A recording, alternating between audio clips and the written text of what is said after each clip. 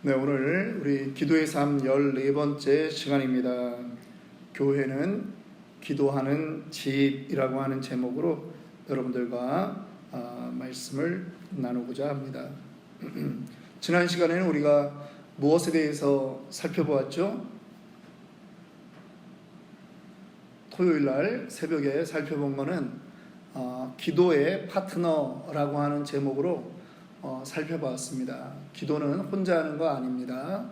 혼자 하는 것 아니라고 할 때 그 두세 사람이 내 이름으로 모인 그곳에 나도 너희와 함께 하겠다라고 하는 그 말씀의 의미, 거기에 대해서 두 가지로 살펴보았죠.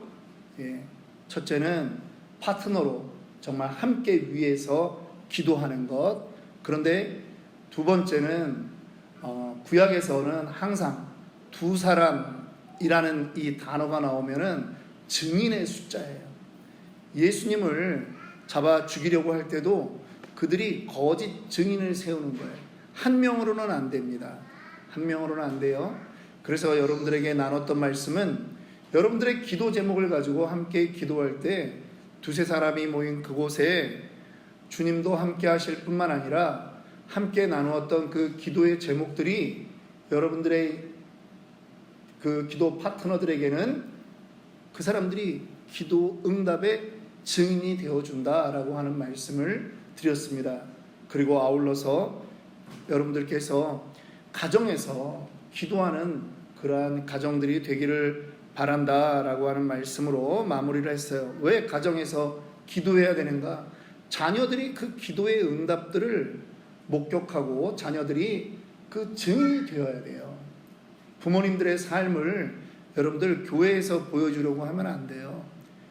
교회 와서 흠 있는 사람 그다지 많이 없어요. 교회 올 때는요, 교회 와서 지내는 모습들은 거의 성인 군자 반열에 들어가 있지 않습니까?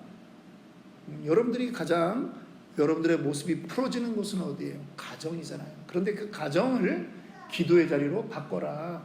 예배의 자리로 바꿔라.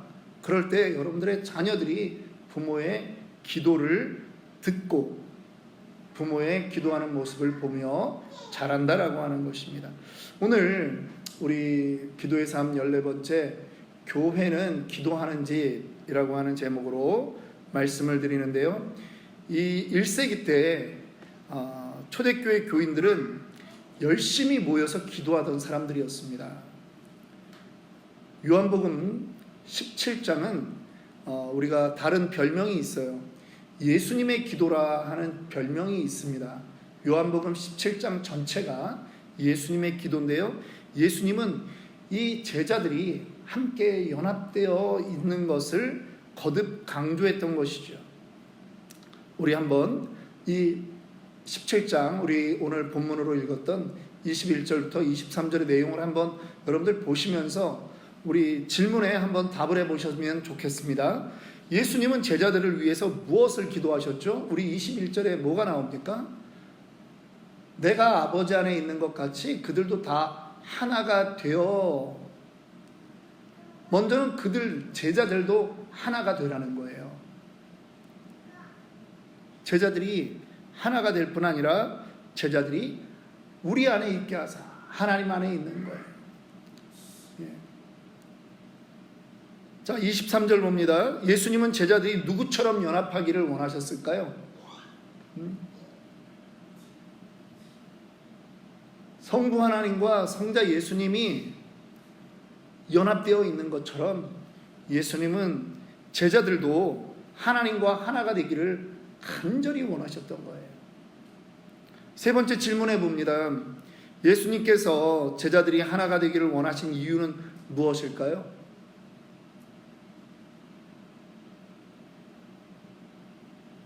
예수님이 그들의 제자들이 하나가 되기를 원하셨으면 무엇 때문에 그랬어요?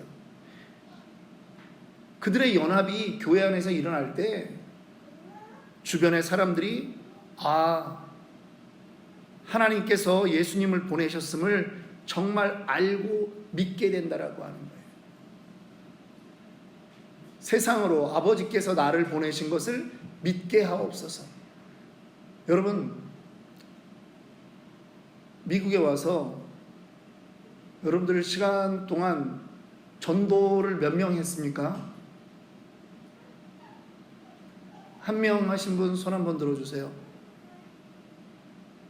2명, 3명.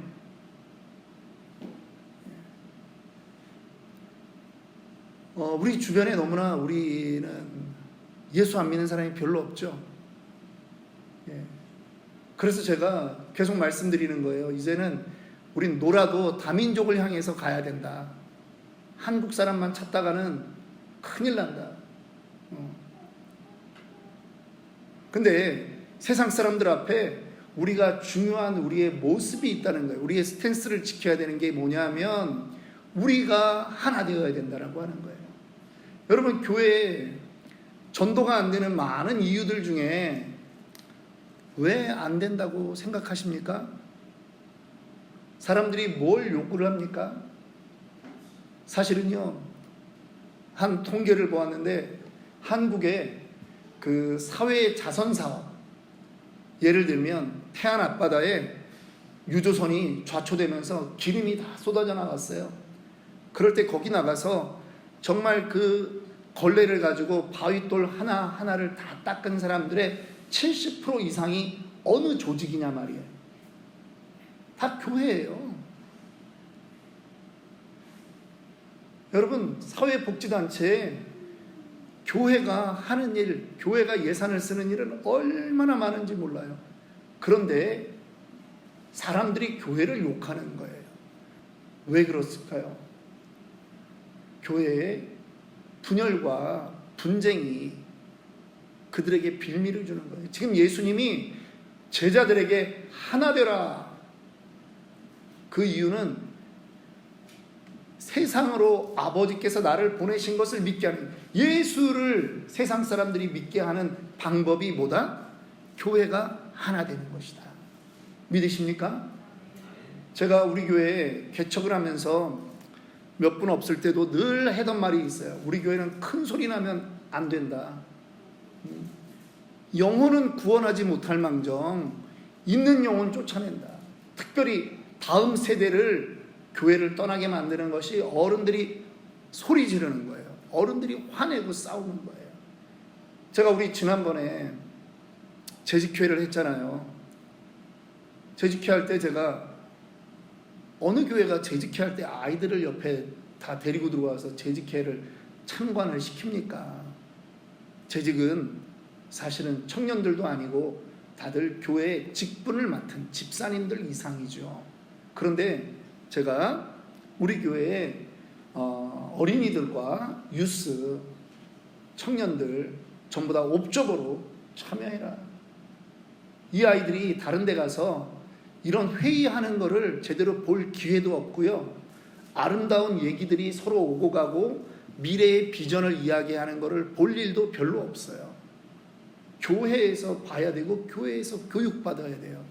그래서 우리 교회는 정말 제 마음은 그렇습니다. 매번 무슨 회의 하든지 간에 이런 우리 주일학생들과 중고등부와 청년들이 우리 정말 뒤에 쭉 앉아가지고 어른들이 하고 있는 그 모습을 지켜봐야 된다라고 하는 거죠.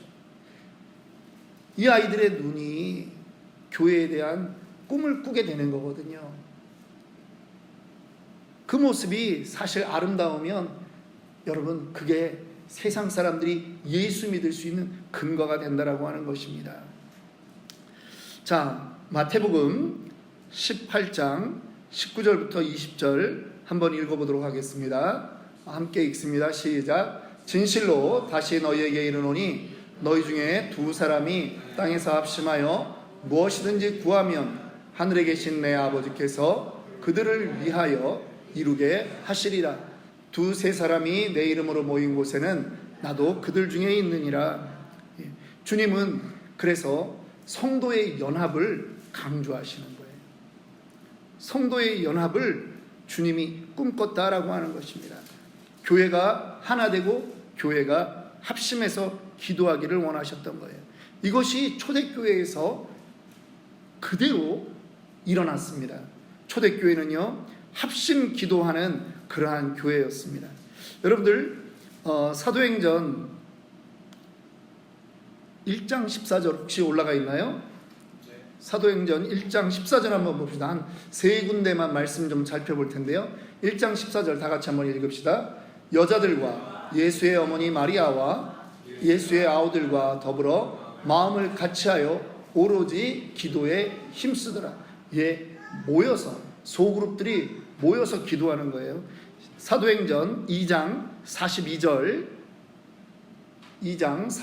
말씀 시작.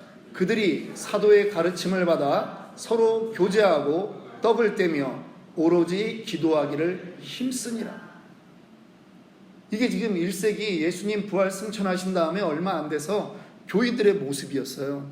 오늘 우리가 닮아가야 되는 모습이라는 거예요. 46절 47절 우리 두 절 한 번 더 읽어봅시다. 시작. 날마다 마음을 같이하여 성전에 모이기를 힘쓰고 집에서 떡을 떼며 기쁨과 순전한 마음으로 음식을 먹고 하나님을 찬미하며 또 온 백성에게 칭송을 받으니 주께서 구원받는 사람을 날마다 더하게 하시니라. 여러분 여기서 그들은 어디서 모였다고요? 성전에서도 모이고 집에서도 모였어요. 여러분 가정교회 하는 분들이 계세요. 정말 애쓰고 수고하고 그러한 헌신의 모습이 있는 거예요. 그런데요 여러분 가정교회만 사도행전적 교회를 추구하는 교회다 그렇게 말할 수 없어요. 형편껏 모이는 거예요. 많은 사람이 그 지역에 있으면 성전에서 모이는 거고 또 다음에 어떤 사람들은 또 가정으로 가서 가정에서 또 모인 거예요. 그래서 이 부분을 보고 다 가정교회를 해야 된다, 집에서 모여야 된다, 그게 아니라 형편껏 모이는데 모이기에 힘쓰라는 게 주가 되는 거죠. 대그룹 예배에서도 여러분 잘 모여야 됩니다. 그런데 모이면 무엇을 하느냐? 순전한 마음으로, 기쁨과 순전한 마음으로 함께 음식을 나누고 그리고 하나님을 찬미하며 찬송하는 거예요. 근데 이 공간에 예수 안 믿는 사람들도 같이 따라 들어오는 거예요. 도대체 예수 믿는 사람들이 뭐 하나 보는데 와서 감격이 있는 거예요. 야, 우리가 그동안 알던 그런 모임이 아니구나. 그래서 이것이 구원받는 사람이 날마다 더하는 그러한 대그룹과 소그룹의 모임들이라는 거예요. 합심기도가 계속 있었던 겁니다. 이 초대교회에 이제 선교의 역사들이 열렸을 때는 기도의 일들이 더 많아졌죠. 그들은요 늘 기도했습니다. 그들에게는 성전도 기도하는 장소요, 가정도 기도하는 장소였어요. 늘 기도했어요. 여러분들은 가정에서 기도를 많이 하십니까? 줌으로 제가 2달을 이렇게 해왔는데 지난주부터 좀 졸업식 때문에 제가 못하고 이제는 여기서 이제 제가 좀 마무리를 하려고 해요. 사실 줌으로 날마다 인도하는 거 여러분 쉽지는 않습니다. 그런데 제가 일부러 4월달 5월달을 그렇게 했던 이유가 있어요. 여러분들 집에서 성경 읽는 소리, 기도하는 소리가 나라는 거예요. 그 소리를 자녀들이 들어야 된다라고 하는 거예요. 그래서 가정이 기도하는 곳이고 말씀 읽는 곳이고 예배하는 곳이고 성도가 교제하는 곳이구나 라고 하는 거를 자녀들도 인식하게끔 그렇게 하기 위해서 2달간 그렇게 했습니다. 자, 이제 교회가 기도하는 집인데요, 당연히 오늘같이 우리가 또 모여서 기도합니다. 여러분 혹시 올해 1월달부터 지난주까지 주일 시간들을 여러분 지나면서 작년과 달라진 그러한 모습을 혹시 여러분들 캐치하셨습니까?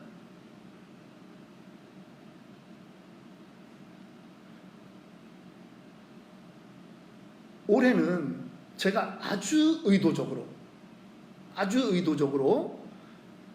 식사가 마치고 각 테이블에서 대화가 다 마칠 때쯤 되면 보통 4시 반쯤 되면 제가 일어나서 기도 제목을 내는 거죠.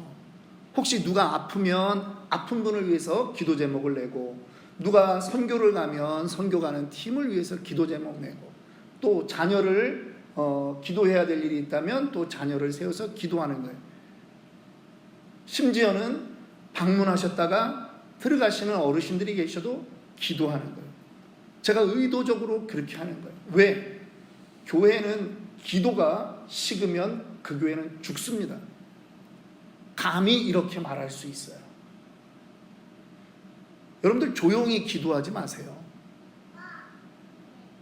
목이 쉬도록 기도하세요. 여러분들의 그 기도 소리 때문에 옆 사람이 뜨거워지도록 기도하셔야 돼요. 이게 교회 공동체 아름다운 모습이라는 거예요. 어떤 기도는 제가 인도할 때 그렇게 하지 않습니까? 소리를 덜 내셔도 됩니다 라고 제가 언급하는 게 있어요. 예, 어떤 거는 소리를 덜 내셔도 돼요. 그런데요, 일반적으로는 소리 내서 기도하셔야 돼요. 누가복음 19장 46절 우리 한번 읽어봅시다. 누가복음 19장 45절 46절 함께 읽습니다. 성전에 들어가사 장사하는 자들을 내쫓으시며 그들에게 이르시되 기록된 바 내 집은 기도하는 집이 되리라 하였거늘 너희는 강도의 소굴을 만들었도다 하시니라.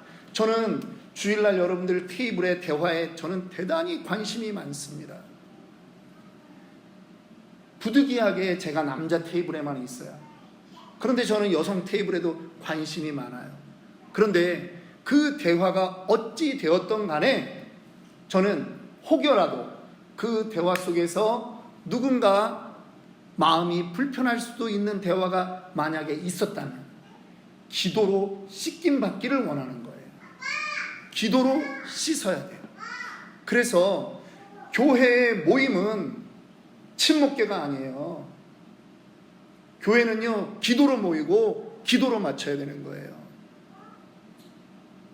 엊그제도 메모리얼 데이인데 우리 한 집에서 초대를 좀 하셨습니다. 그래서 모였어요. 예, 기분 좋게 이런저런 얘기, 또 우리 성도들 모여 있다 보니 뭐 뉴스 토픽으로 떠 있는 문제 여러 가지 다 이야기했어요. 그런데 제가 맨 마지막은 뭘 하느냐? 다 같이 기도하는 거예요. 기도하는 거예요. 모든 부서에서 동일하게 해야 됩니다. 여러분 집에 갈 때 조금 전에 했던 어떤 대화 가운데 혹시 그 사람 상대방은 의도하고 말한 게 아니에요. 그런데 불편한 마음 가지고 가는 것보다 그 모든 것이 씻겨지기를 위해서 공동의 기도의 제목들을 놓고 다 함께 통성으로 기도하고 헤어지는 것이 가장 아름답다라고 하는 거예요. 하나님께 의지하자라고 하는 거죠. 여러분 우리 교회는 그렇게 되어야 합니다. 우리 교회는 그래서 제가 여기 붙여놨잖아요. 주여 칠창. 아멘하다 통성기도 주여 칠창. 여러분 통성기도 여러분 살아가는 날 맨날 할 수 있을 줄 아세요? 저는 목소리 힘을 안 내시는 분들 보면 저는 안타까워요. 조금 더 늙어보세요. 안 나와요. 젊을 때 하는 거예요. 이것도. 힘을 내셔야 돼요. 힘있게 기도한다. 맨날 날이면 날마다 되는 게 아니에요. 어느 날 병 걸려 보세요. 통성기도 하고 싶어도 소리가 안 나온다고. 힘 있을 때 하시는 거예요. 주여 칠창. 왜 우리 교회는 주여 칠창을 한다고요?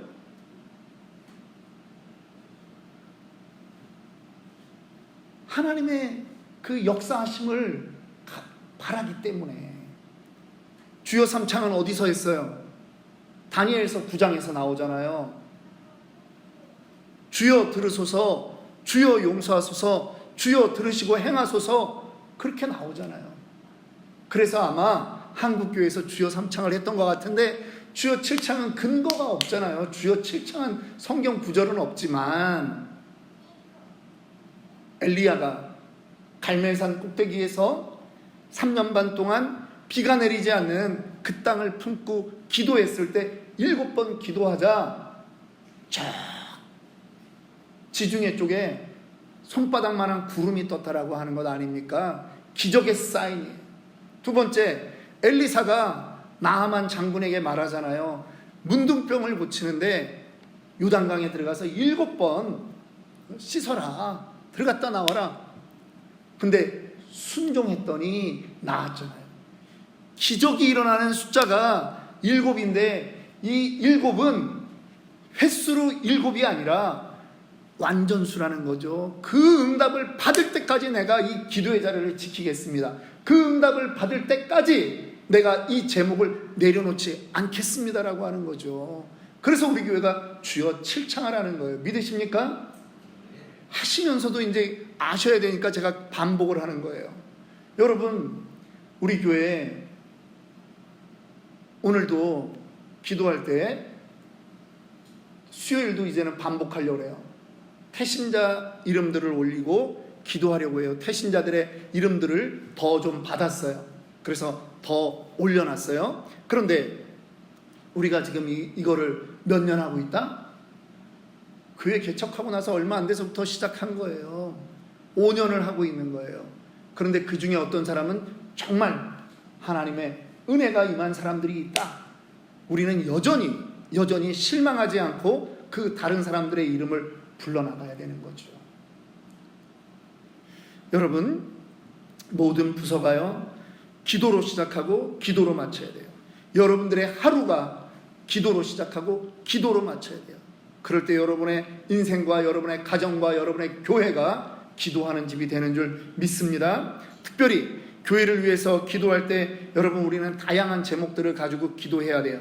예를 들면 정말 우리 교회에 열매를 주시옵소서. 부흥의 열매, 전도의 열매, 사랑의 열매를 주세요. 치유를 위해서 기도해야 됩니다. 선교사들을 위해서 기도해야 되고요. 성령 충만을 달라고 기도해야 돼요. 교회 리더들을 위해서 기도하고 다음 세대를 위해서 기도해야 돼요. 교회만큼 다양한 기도 제목이 있는 곳이 어디 있겠습니까? 그런데요, 내놓고 기도해야 돼요. 오늘 그런 시간이 되기를 원합니다. 오늘 우리는 이 교회가 정말 예수님이 찾으시는 그 기도하는 집, 기도하는 그곳이 되기를 주님의 이름으로 축원합니다.